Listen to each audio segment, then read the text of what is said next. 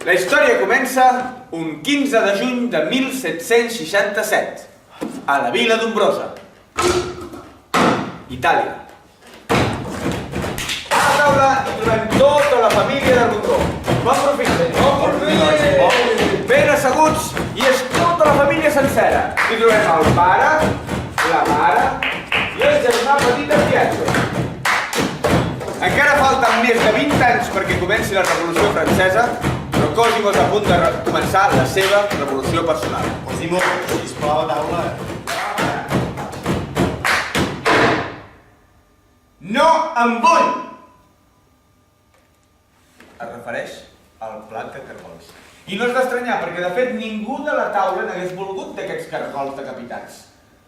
Cargols amb el cap tallat i punxats amb unes ciudadenes. Però aquell no vull no era només pel plat de cargols, no. Era per totes les vegades que l'havia dut a la sala de càstigs. Per qualsevol cosa. Com per exemple, aquella vegada que havien sopegat amb no se sap quina estàtua molt important trencant-la en mil botxins. O aquella vegada que havia intentat sortir per la finestra per tal de no anar a classe del professor. O la nit anterior que havia intentat alliberar aquests mateixos cargols obrint-los la gàbia. He dit que no i no en vull. Què doncs? No i no. Doncs fora d'aquesta taula. I tu vas?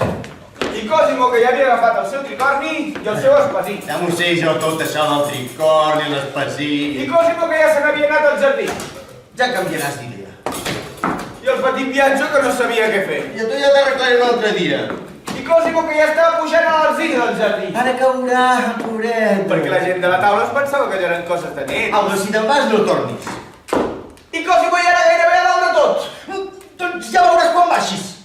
No penso baixar. Mai més.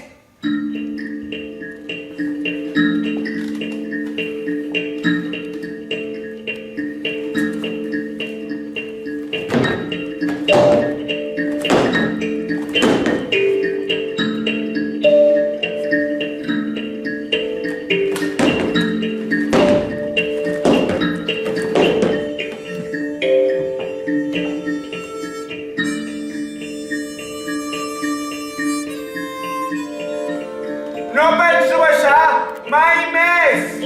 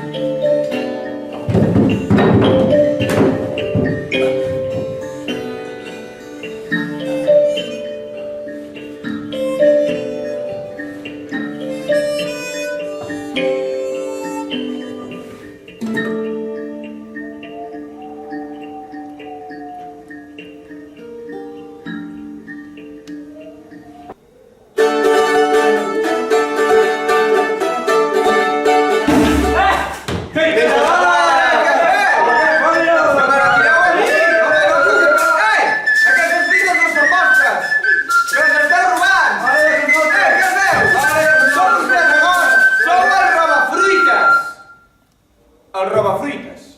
Una colla de nens desmanegats que no tenen res més a posar-se a la boca que les fruites que poden robar dels camps veïns.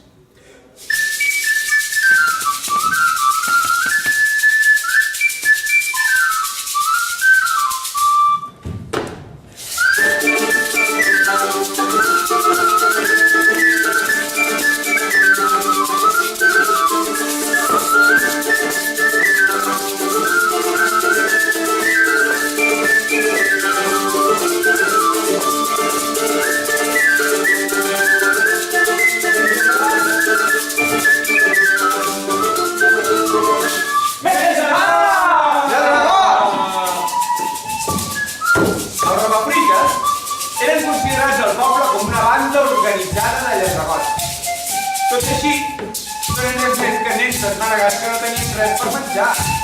Però els pagesos de la zona s'organitzaven a pagesos! Els pagesos, ràpid! Els pagesos! Els pagesos! Cosimo va estar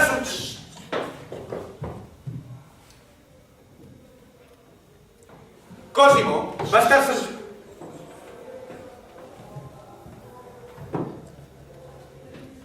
Cosimo va estar-se un temps amb el robafruites.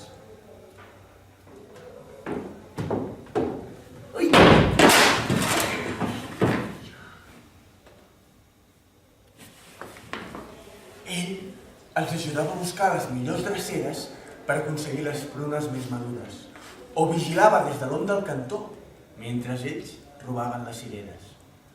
Però un dia van tenir una visita molt especial.